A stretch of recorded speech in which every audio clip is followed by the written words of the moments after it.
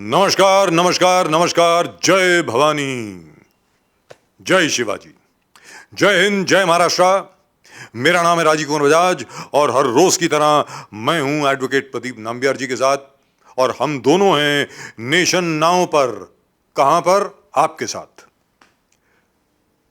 बहुत बड़ी बात हुई है आज हिंदुस्तान के लिए, बहुत बड़ी बात हुई है। यहां तक कि पूरी दुनिया में इस बात का चर्चा हो रहा है कि हिंदुस्तान में, भारत दैट इज इंडिया और इंडिया दैट इज भारत, इसमें पिछड़े से पिछड़े वर्ग, backward of the backward, Pradeep ji, बिल्कुल बिल्कुल, आदिवासी, वनवासी, एक वनवासी महिला को आज राष्ट्रपति पद की आज शपथ दिलाई गई। आज से आदरणीय सम्माननीय सुश्री द्रौपदी मुर्मू जी हिंदुस्तान की राष्ट्रपति बन गई। She is the honourable madam president of India and I think that is the greatest achievement of Indian democracy. That is the greatest achievement of mister Narendra Modi. याद रखें, आज तक कभी किसी ने सोचा ही नहीं था कि किसी आदिवासी को भी आप राष्ट्रपति बना सकते हैं। यह दिमाग सिर्फ नरेंद्र मोदी का ही चल सकता है।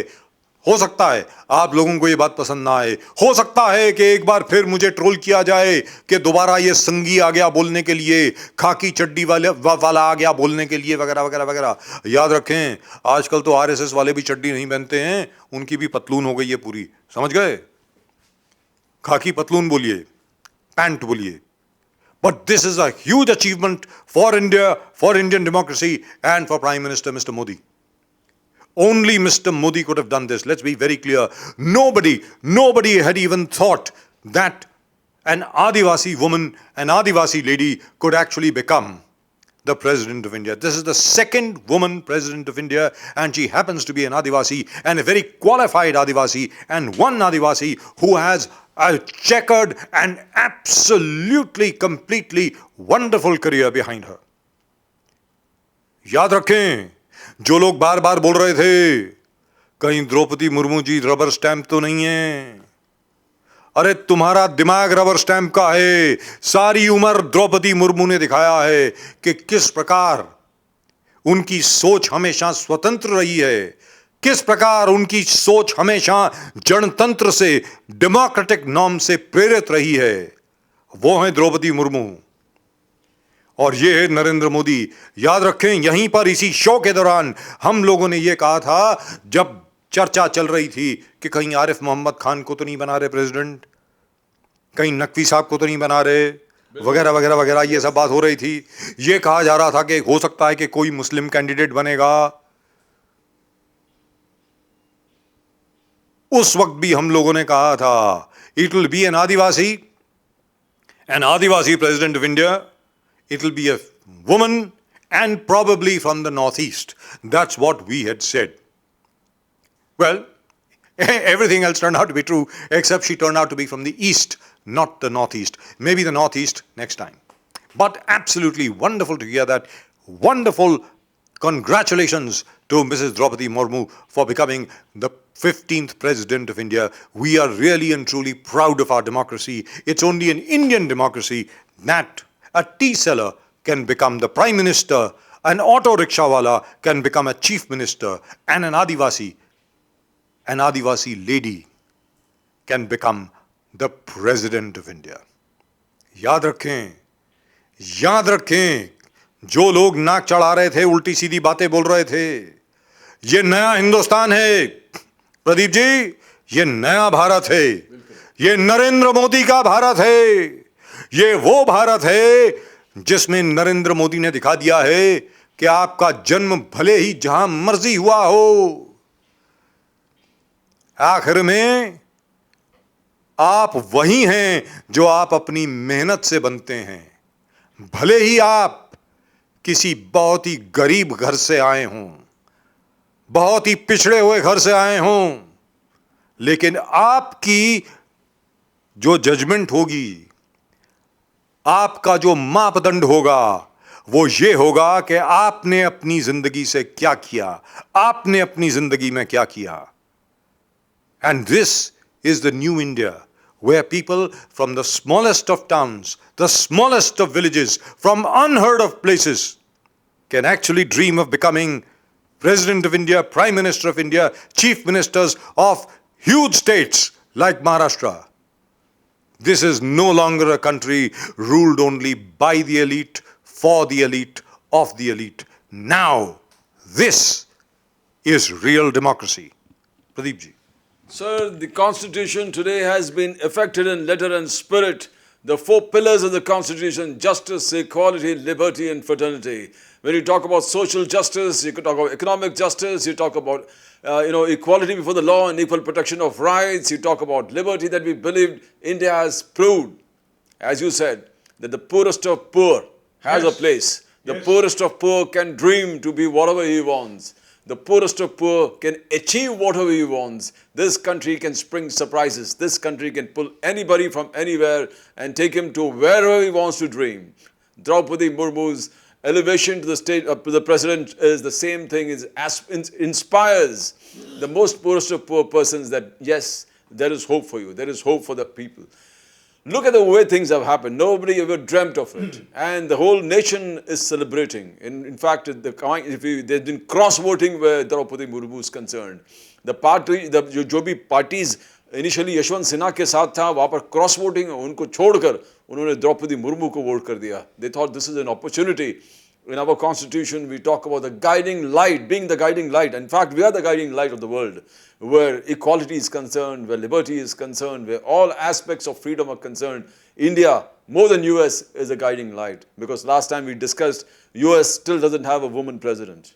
Whatever you call. We had a woman prime minister and we had a woman president. And the US has gone back to Victorian laws with regard to MTPs, where a woman does not even have the right to her own bodies. And look at terrible. And look where India, the most poorest Adivasi community, tribal woman becoming the president of the country. Absolutely. We had, if you talk about the presidential form of government, yes, we got the prime minister way, we had women prime ministers here. We had women prime ministers, we got women presidents, we got the most backward, poor community leading us. So we are in fact the guiding light to the world where equality, liberty, justice and fraternity is concerned. No match to India. But leaders make it happen. Like you said, Narendra Modi, the whole total appreciation should go to Narendra Modi because he had the guts to see that she is elected to the post of presidentship. एक गरीब से गरीब महिला, because choice उनके पास बहुत था, विद्वान लोग बहुत थे, भारत रत्न मिलने वाले बहुत थे, बड़े बड़े अवार्ड मिलने वाले बहुत थे, बहुत बिलियनर्स भी थे, बड़े बड़े इंडस्ट्रियलिस्ट भी थे, किसी को भी अपॉइंट कर सकते थे वो, मगर he choose to select one of the most poorest of poor, coming from very backward area, and person not only backward, but she's among the backward community the most intelligent. She's well spoken. She has held posts before this also. Worth of eminence. School, college, everywhere, every institution. Wherever she was there, she has, being a tribal woman, she on her own has achieved a lot. And she deserved. She's been governor. She has been the governor too. And she deserves this post. One is the guts of the Prime Minister, Mr. Modi, to elect a poor Adivasi woman for the post. Irrespective of what the world might think, but we are all proud because एक ज़माना था कि ये सब चीज़ होते नहीं थे, वो खानदानी लोग थे, वो खानदानी लोग ही वो बन सकते, वो खानदानी लोग ही प्रधानमंत्री बन सकते, वो खानदानी लोग ही राष्ट्रपति बन सकते, ये कोई रॉयल फैमिलीज हो, और उसमें गर्व होता, उसमें गर्व था कि खानदान से आए हैं, देखो ये बन गया प्रधानमंत्री और ये हमारे जो लाइनेज है इतना इंपॉर्टेंट है, मगर आज की तारीख में वो नहीं है, गरीब से गरीब. After mister Modi becoming the prime minister, ये एक विश्वास जो लोगों में आया है, a new hope, a new kind of aspirations among the people that our ambitions are going to be achieved. Never before it happened. And we discussed about all, even Hollywood is following, Bollywood is following this. Amitabh Bachchan बोलते हैं मैं भी गरीब परिवार से था, कौन से गरीब परिवार, गरीब, मैं भी वही प्लेटफॉर्म पे रात दिन बिताए, बेंच पे सोया था, शाहरुख खान बोलने लगा कि मैं भी वो बैंड्रा के स्टेशन के बाहर वही पटरी पे उसके बगल में प्लेटफॉर्म पे सो गया था. तो एक फैशन बन गया. Because this is what the people want today. They are inspired by Narendra Modi. Narendra Modi fortunately inspired the whole country and the world. That's right. जब भी बात होता है कि गरीब से गरीब आदमी कहाँ से, in fact I remember Obama telling, yeah, you got this man who served tea, becoming the prime minister of the country. Me, myself and my father, we were also, but I mean, जैसे कुछ बोल रहा था, we also served in that position to attain, but everybody knows Obama's background. What was his background? No, hang on a minute. Yes. What he was actually saying was, Mr. Modi used to serve tea at one time and now he's serving tea to me again. Because Obama comes from a rich background, absolutely rich. He's more of a white man than a black man. And they used to say, he is a white man in a black man's skin. Yes, exactly. So there is no, आप इसे जोड़ नहीं सकते मोदी जी के. कहाँ से rise? I mean, look at the rise. जी. कभी MLA नहीं बना, चीफ मिनिस्टर बन गया. कभी MP नहीं बना, सीधा प्रधानमंत्री बन गया. He said it himself. And yes, बोला बिल्कुल. गुजरात की असेंबली में जाने के पहले बिल्कुल मुझे मुख्यमंत्री नियुक्त कर दिया गया था. Yes, exactly. संसद भवन में जाने के पहले मुझे प्रधानमंत्री नियुक्त कर दिया गया था. But you'll have to admire, it is not always the grace, it is the hard work. Yes. It's the unrelenting hard work. The unrelenting vision. He had complete vision. Even when he was in Gujarat, he was talking about vision. बोले ये करना है, हमारे इतने सारे लोग, उधर भी उन्होंने भले कुछ भी लोग बोले उसके. He never created any divisions in the name of race, caste, color or religion. He only talked about development. He talked about ये पूरे मेरे इतने सारे लोग हैं, जो पूरे गुजरात के लोग सब मेरे हैं और मैं इनके डेवलपमेंट की बात कर रहा हूँ. आज भी जब ये बात कर रहा है तो जितने पॉपुलेशन पूरे देश के उसके हिसाब से बोलते हैं कि दिस नो डिवीजन. योगी कभी कभी बोल देते 80-20, बट मोदी जी के मुंह से हमने कभी नहीं सुना भेदभाव रेस, कास्ट, कलर और रिलीजन के बेसिस पे उन्होंने कभी डिविजन्स क्रिएट किया, माइंड में क्रिएट किया और लोगों के बीच बोलने में क्रिएट किया. He has never talked about it. He talked about 1.3 billion Indians, whatever the population control. He said total हमारे हैं, ये सब हमारे हैं. Now we're coming from that to state, everything follows. He is definitely a taskmaster. Narendra Modi ji absolute taskmaster. जो भी सोचता है वो हो जाता है. जो भी सोचता है उसका प्लानिंग ढंग से होता है और प्लानिंग एकदम फुल प्रूफ होता है. And his ability to spring surprises. Ramnath Kovind was a surprise. Draupadi Murmu was a surprise. Jagdeep Dhankhar was a surprise.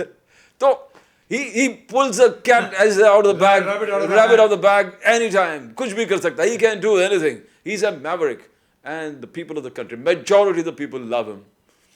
It's time that जो isolated section है वो भी mainstream join करे, अपने देश को अपना समझे, नेता को अपना समझे, पार्टी को अपना समझे. But then as if there is a fear among any sections of the society that we are being targeted, that it is also for the government to move 2 steps forward. That's right.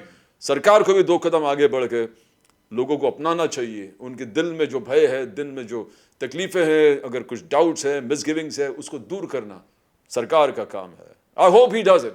Everything going fine. But what was surprising was suddenly Gadkari comes up with some things that puts everybody एक question mark, प्रश्न लग जाता कि आप इस तरफ हो या इस तरफ.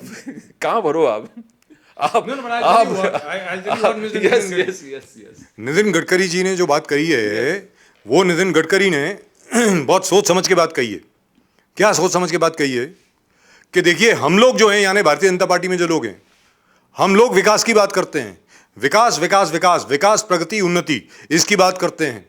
बाकी सब लोग जो हैं वो सिर्फ सत्ता के ऊपर कुर्सी को अपने आप को जमाने की बात करते हैं. तभी उन्होंने बोला कि महात्मा गांधी के वक्त जो राजनीति होती थी वो लोगों के विकास के लिए होती थी. इसलिए मुझे लगता है कि मुझे अब राजनीति छोड़ देनी चाहिए, क्योंकि आखिरकार जहां तक बाकी सब लोगों का सवाल है, आप देखिए बाकी जितनी भी पार्टीज हैं भारतीय जनता पार्टी को छोड़ करके सारे फैमिली एंटरप्राइजेज हैं. हर कोई अगर मुख्यमंत्री है तो उनका बेटा जो है वो कहाँ है, वो सांसद है. कोई अगर कुछ और है तो उनके बेटे या बेटी को तैयार किया जा रहा है कि भाई they will take over the range from their father. Everywhere. आप तमिलनाडु में देख लीजिए, अपने करुणानिधि साहब गए, स्टालिन साहब आ गए। आप महाराष्ट्र को देख लीजिए, बाला साहब गए, उद्धव ठाकरे जी आ गए। हर जगह पर वही चल रहा है। पंजाब में प्रकाश सिंह बादल साहब बैठ गए, सुखबीर सिंह बादल साहब आ गए। जम्मू एंड कश्मीर में डॉक्टर फारूक अब्दुल्ला जो है, उन्होंने कहा कि भाई मैं थोड़ी देर अपनी मोटरसाइकिल चला के आता हूं, हार्ली डेविडसन, तब तक उमर अब्दुल्ला मुख्यमंत्री बन जाएंगे। मुफ्ती मोहम्मद सैयद साहब ऊपर चले गए, उन्होंने कहा कि भाई ऊपर जाने के पहले जैसे कि वसीयतनामा लिख के गए हों कि मेरी बेटी बनेगी मुख्यमंत्री, महबूबा मुफ्ती मुख्यमंत्री बन गई। सिर्फ अकेली भारतीय जनता पार्टी है। अटल बिहारी वाजपेयी प्रधानमंत्री बने देश के, उनका कोई रिश्तेदार प्रधानमंत्री पद का दावेदार नहीं बना। नरेंद्र मोदी प्रधानमंत्री बने देश के, और उन्होंने तो साफ कर दिया है आज तक बाय द वे उनके एक भाई जो हैं वो ऑटो चलाते हैं गांधीनगर में। आप ये देखें ज्यादातर एक सांसद बनने के बाद, सांसद की बात छोड़ दीजिए, एमएलए बनने के बाद, कॉरपोरेटर बनने के बाद पूरे परिवार की कायाकल्प हो जाती है। सभी रिश्तेदारों को ना जाने क्या कुछ मिल जाता है। भाइयों के पास गाड़ियां आ जाती हैं, बड़े बड़े बंगले आ जाते हैं। ये अकेले प्रधानमंत्री हैं जिनके जितने भाई हैं वो अभी भी उसी तरह रहते हैं, उन्हीं मकानों में रहते हैं जैसे पहले रहा करते थे। एक जगह भी उन्होंने इस बात का फायदा नहीं उठाया कि हम नरेंद्र मोदी के भाई हैं। और नरेंद्र मोदी भी जब जाते हैं सिर्फ अपनी मां के पैर छू के आ जाते हैं, अपने भाइयों से ना ज्यादा बात करते हैं ना मिलते हैं। पहले दिन से नरेंद्र मोदी का यह है कि भाई ये देश सेवा है। देश सेवा में ना पत्नी, ना मां, ना सास, ना भाई, ना बहन, ना रिश्तेदार, पूरे 140 करोड़ मेरे रिश्तेदार हैं। ये नरेंद्र मोदी ने करके दिखाया है, भले किसी को बुरा लगे या अच्छा लगे। सिंपल बात है।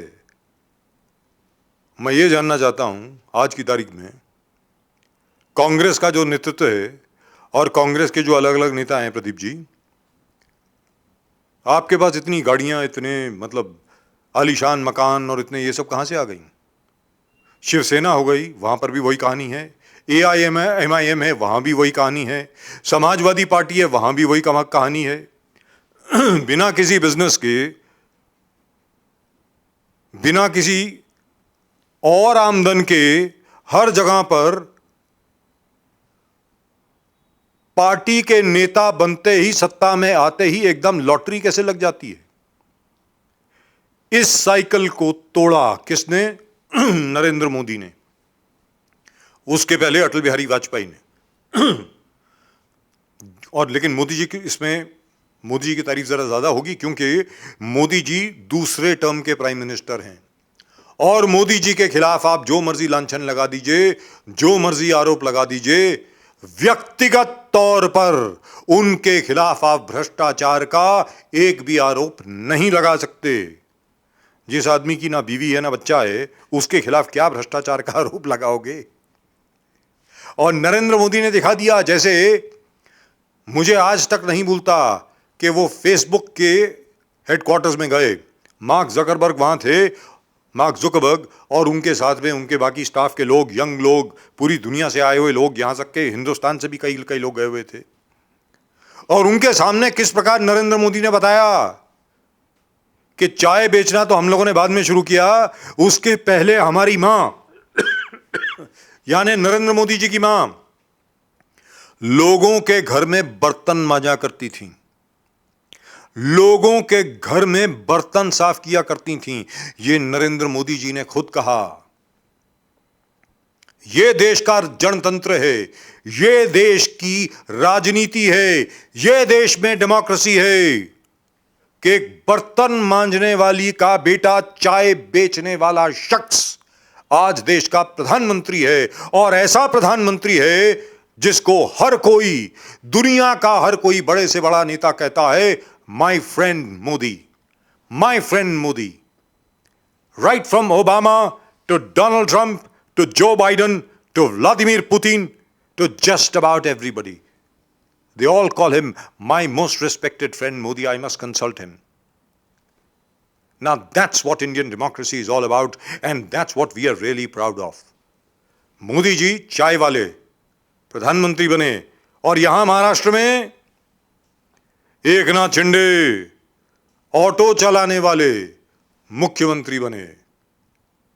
लिहाजा यहां पर सोच जो है वो थोड़ी बहुत मिलती जुलती थी बाला साहेब ठाकरे की नरेंद्र मोदी से, कि कोई कुछ भी बन सकता है।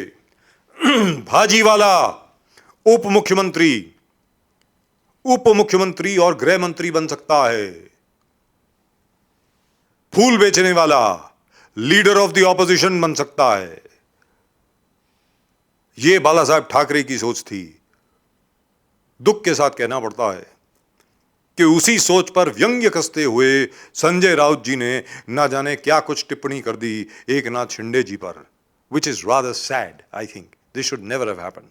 This is a credit to Indian democracy कि कोई भी सत्ता से उठा हुआ आदमी, जमीन से उठा हुआ आदमी, वो आदमी जिसके ऊपर आप दूसरी बार नजर भी नहीं डालते थे जब पहले वो फूल बेच रहा था या कुछ और कर रहा था, आज वो मुख्यमंत्री है इस स्टेट का।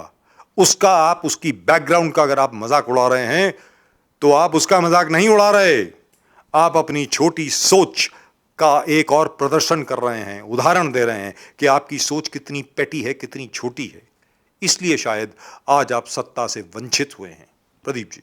Yes, sir. The entire thing was actually started by Gadkari ji. Gadkari ji पहले जो चीज़ था वो पहले भी लोगों के सामने बोले, यही कि हमारे पार्टी में नेक्स्ट नेता कौन बनेगा ये कोई नहीं बोल सकता है। बोले कि मोदी जी भी नहीं बोल सकता कि आधार नेक्स्ट प्रेसिडेंट हमारे पार्टी का कौन होगा। तो अब ले दूसरे पार्टी का देखो, शरद पवार जी के पार्टी एक छोटा बच्चा भी बोलेगा हाँ ये नेक्स्ट अध्यक्ष है, सुप्रिया सुले बनेंगे ना, अजित पवार बनेगा, जैसा आपने बोला। ले छोटा बच्चा भी बोलेगा समाजवादी पार्टी का नेक्स्ट अध्यक्ष को, बोलेगा वो रहा अखिलेश यादव, वो अखिलेश यादव। वो छोटा बच्चा भी बता सकता है कि कौन बनेगा जी। सोनिया कांग्रेस का तो पता ही, छोटा बच्चा भी बता सकता है कि हाँ राहुल गांधी बनेगा, उसके बाद प्रियंका गांधी बनेगी। ये ज्ञान सबको छोटा बच्चा भी बता सकता है, बट और उसके बाद प्रियंका गांधी का बेटा उसके बाद बेटा। तो बोले कि दूसरे पार्टीज के अध्यक्ष कौन बनेगा, यहाँ छोटा बच्चा जो बड़ा होता है वो भी बता सकता है, मगर हमारा बीजेपी का पार्टी का अध्यक्ष कौन बनेगा ये कोई नहीं बता सकता। ना इतना कि मोदी जी इतना शक्तिशाली है, वो भी प्रेडिक्ट नहीं कर सकता कि फ्यूचर अध्यक्ष कौन होगा। That is the strength and the we talk about democracy at the best, that is not inheritance.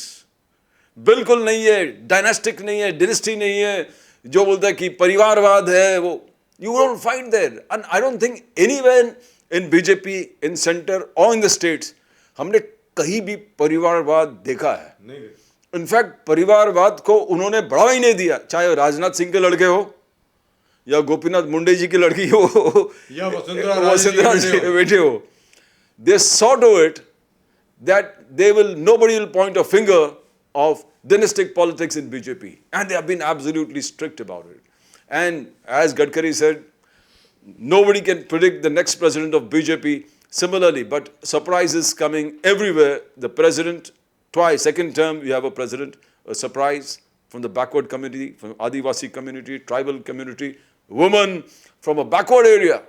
Impossible to think about. Nobody could have thought of not in any advanced countries. If you talk about UK, you talk about US, you talk about any Western country, आपको ऐसे surprise जिंदगी में नहीं मिलेगा कि गरीब से गरीब तबके के लोग उस ऊंचे स्थान पर जाके पहुंचे। Impossible. India is truly where democracy and constitution, letter or spirit में अगर किधर भी enforce किया जा रहा है, that is India. Coming back to how Maharashtra has to have a cabinet, because it's getting a lot of time. Only two people are going to call the shots. Yes. It's impossible because आज Bollywood rattle हो गया, सलमान खान को death threats आ रही है, जाएंगे किधर, कहाँ जाए, किसको बोले? Katrina Kaif, Vicky Kaushal. Why would anybody want to do anything to them? अभी धमकी चल रहा है. I mean, the point is whether it's symbolic or not, whether it's happening or not, you don't have a system in place. How long are you going to keep this suspense? Now this is unnatural in BJP.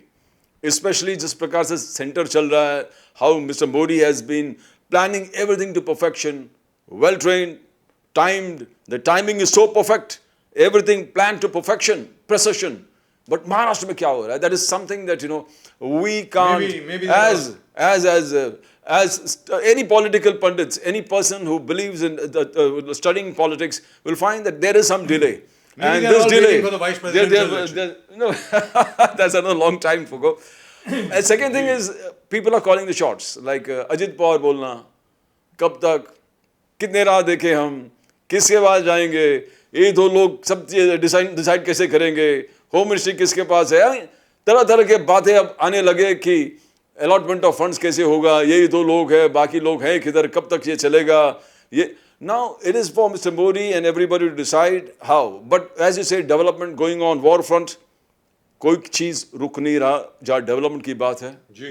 Everything going perfection, the bullet train proposal perfectly on, everything on, BKCC लेके जो first phase है ये एकदम काम सब जगह चालू है.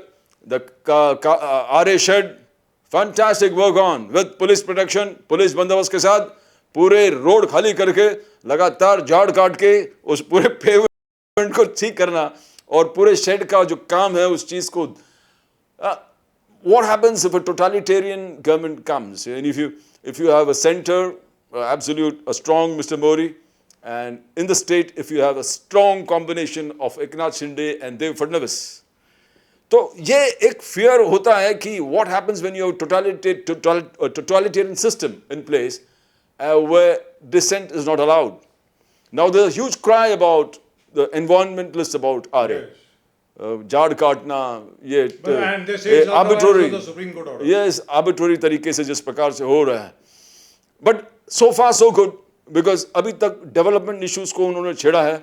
They said there will be no kind of retaliation or no time for wrongful activities. One thing has happened, Aditya Thackeray को जिस प्रकार से इंक्वायरी चालू कर दिया है. Now I think शिवसेना को भी तय करना पड़ेगा कि how long you going to stress this battle. Are you going to throw in the towel or are you going to hit back? Because if you're going to hit back at some point of time, the rebel Sena under Eknath Shinde also is going to hit. Yes. And when they hit, you have the state government with them and you got the central government with them. Yes. You got the power of the government machinery against two persons, one of whom is slightly healthily not disposed of correctly, and the other person is not politically sound. You can call him mature where politics is concerned, but they should know where it should. Now the point is what we're coming to, Maharashtra should have a government and it should have a cabinet very fast for decisions to take place, and we should not have a position where ministry declare होने के बाद झगड़ा होता है और फिर वो 6 महीने के अंदर ये प्रेसिडेंट जो राष्ट्रपति शासन यहाँ पर लागू हो जाए ऐसे. That should not happen, because again जब मोदी जी ने एकनाथ शिंदे जो बार-बार एकनाथ शिंदे जी बोल रहे हैं कि मोदी जी जब फोन करके मुझे बोले, उन्होंने कहा कि महाराष्ट्र को प्रगति के पथ पर आप लेके जाओ, डेवलपमेंट आपका एजेंडा होना चाहिए और डेवलपमेंट के लिए जो भी आपको मदद हमसे चाहिए वो हम करेंगे. बट एकनाथ शिंदे भी डेवलपमेंट के लिए जबरदस्त, यानी जिस दिन से वो अनाउंस हो गया सीएम उसी दिन से वो जिस तेजी से रफ्तार से काम चालू है एवरी फील्ड, उन्होंने कोई कमी नहीं रहा है. जो गरीब से गरीब एक्सीडेंट भी हो गया अंदर वहां से फोन पे बात करते हैं, वो कलेक्टर से बात करते हैं कि उनको इमीडिएटली राहत पहुंचाया जाए. But he'll need a cabinet. He needs a cabinet, but that's what I'm saying. He requires a cabinet. Everybody knows. In fact, the opposition mounting जिस प्रकार से अजित पवार बार-बार चिल्ला के बोल रहे हैं कि क्या हो रहा है, दो लोग कब तक चलाएंगे. Now ultimately they said Maharashtra needs a cabinet, and I think that will come only from center. The center should give its nod. Both have been to the center. And going again, and how far they go, and you need to find a place, and then BMC elections around the corner. We don't know what's going to happen when, but definitely Mr. Fadnavis has placed it immediately after the rains. तो rains के बाद तुरंत BMC के elections होगा, तो election से पहले तो cabinet होना चाहिए. Each time Mr. Eknath Shinde has been asked, so what about the rest of your cabinet? What about the rest of your ministers? You will need at least 43 मंत्री चाहिए. आज की तारीख में सिर्फ 2 हैं, यानी एक मुख्यमंत्री एक उप मुख्यमंत्री. तो उन्होंने बार-बार यही कहा है बहुत जल्द, very soon, sooner than you think. और कई लोगों का अनुमान यह है, हो सकता है इसी हफ्ते के भीतर, यानी इसी सप्ताह में हो सकता है कि बाकी मंत्रियों को शपथ ग्रहण करनी पड़े। दूसरी तरफ एक अनुमान यह भी है कि उपराष्ट्रपति के चुनाव के बाद शायद बाकी मंत्रियों को शपथ ग्रहण करनी पड़ेगी। But as Pradeep ji said, that's some time away and it will be a pity if we don't have a cabinet in Maharashtra till that time. But I am reasonably certain this week we will see some movement in that direction. I am sure Mr. Eknath Shinde and Mr. Devendra Fadnavis will have a complete council of ministers before this week is over. That at least is my expectation. That's it. That's all we've got for you in tonight's show. एक बार फिर द्रौपदी मुर्मू जी को साधुवाद, मुबारकबाद। आखिर में नरेंद्र मोदी जी ने एक बार फिर दिखा दिया कि भारतीय जनता पार्टी, मैं सिर्फ मोदी जी की बात नहीं कर रहा हूं, याद रखें, भारतीय जनता पार्टी में जो ये प्रतिष्ठा है, किस बात की? सब लोगों को हैरान करने की, सब लोगों को आश्चर्यचकित करने की, वो नहीं गई है। याद रखें, यही भारतीय जनता पार्टी है जिसने डॉक्टर एपीजे अब्दुल कलाम को देश का प्रेसिडेंट बनाया था। याद रखें, किसी को उस वक्त विश्वास नहीं था कि एक मुस्लिम कैंडिडेट को ये लोग प्रेसिडेंट बना देंगे। अटल बिहारी वाजपेयी ने कहा, नहीं, डॉक्टर एपीजे अब्दुल कलाम हमारे प्रेसिडेंट होंगे। और जब उनके सेकंड टर्म की बात आई, तब तक भारतीय जनता पार्टी की सरकार गिर चुकी थी, एनडीए सरकार गिर चुकी थी, यूपीए सरकार आ चुकी थी, सेक्युलर सरकार आ चुकी थी। तब भी भारतीय जनता पार्टी ने यह प्रस्ताव सामने रखा कि डॉक्टर एपीजे अब्दुल कलाम को एक दूसरा टर्म, सेकंड टर्म दी जाए। कांग्रेस ने उसको रिजेक्ट किया। सेक्युलर कांग्रेस ने डॉक्टर एपीजे अब्दुल कलाम को सेकंड टर्म नहीं लेने दी। तो भारतीय जनता पार्टी की ये जो एबिलिटी है लोगों को सरप्राइज करने की, वो अभी तक चल रही है और नरेंद्र मोदी जी उसको भरपूर आगे बढ़ा रहे हैं। That's it. That's all we've got in tonight's show on Nation Now. From both Pradeep ji and myself, आप सबको जय भवानी, जय शिवाजी, जय हिंद, जय महाराष्ट्र, नमस्कार।